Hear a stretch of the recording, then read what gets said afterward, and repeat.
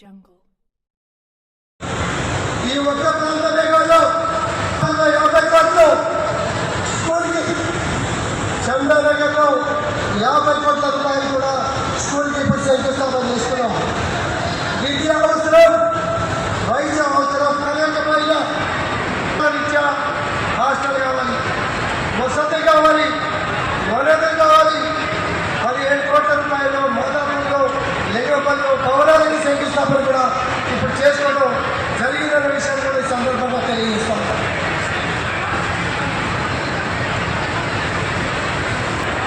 ఖానామే 7.5 ఎకరాల్లో 161 కోట్ల రూపాయలతో కమిషనర్ ఆఫీస్, దానిలో ఇక్కడ గెలవబోయే పాలుతో సహా అన్ని వనరులు, అన్ని వసతులు, అన్ని హామీలతో ఇక్కడ కమిషనరేట్ కావాలి.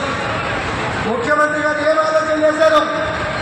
ఇంతవరకు 50 ఏళ్ళు ఎవరు ఆలోచన చేయలేదు. 3 కమిషనరేట్లు, 99 రోజుల ప్రజాపాలన కార్యక్రమం పెట్టారు. ప్రజాప్రతినిధులు, అధికారులు డోర్ టు డోర్ సర్వే చేయండి, గల్లీ టు గల్లీ సర్వే చేయండి, బస్తీ టు బస్తీ, మున్సిపల్ సిబ్బంది కానీ ప్రజాప్రతినిధులు కానీ విషయము తెలిసి ఉండాలి. తెలిస్తే ఎప్పటికప్పుడు నిర్ణయాలు తీసుకొని ప్రజలకి గొప్పకుండా గర్వించాలా, స్వాగతించాలా, అభినందించాలనే విషయాన్ని కూడా ఈ సందర్భంగా మీకు అందరికీ కూడా తెలియజేస్తాము.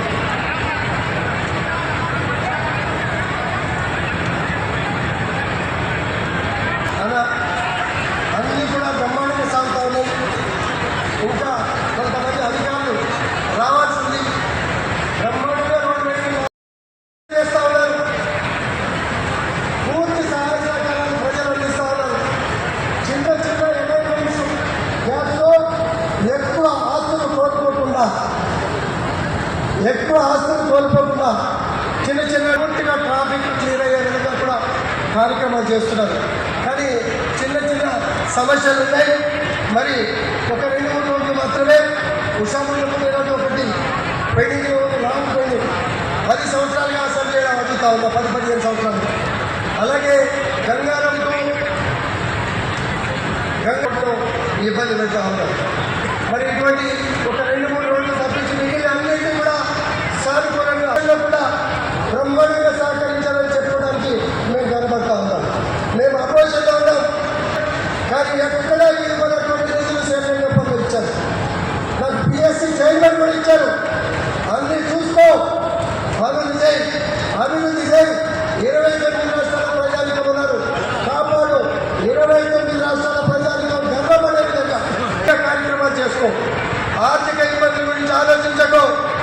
ఎక్కువ వడ్డీతో రుణం మరి రీషెడ్యూల్ చేసుకొని ఎక్కడ కూడా అభివృద్ధికి ఇబ్బంది లేకుండా చేసే బాధ్యత ముఖ్యమంత్రి గారు చెప్పుకోవడానికి గర్వపడతాను. అలాగే కొన్ని సమస్యలు ఉన్నాయి. 30 ఏళ్ల నాడు హెచ్ఎండిఏ లేఅవుట్ ఇచ్చారు. 100 ఇళ్ళుంటే 90 ఇళ్ళకి పర్మిషన్ ఇచ్చారు. 30 ఏళ్ల తర్వాత ఈరోజు ఎఫ్టీఎల్ బఫర్ చేయమని చెప్పి అడ్డంకులు చేస్తా ఉన్నారు. జెన్యూనిటీ ఉన్నది, అది పరిష్కరించాలని చెప్పి ఈ సభాముఖంగా వాళ్ళ తరఫున మీకు విజ్ఞప్తి చేస్తున్నాను. అలాగే అది కాకుండా చాలా ప్రాంతాల్లో హెచ్ఎండిఏ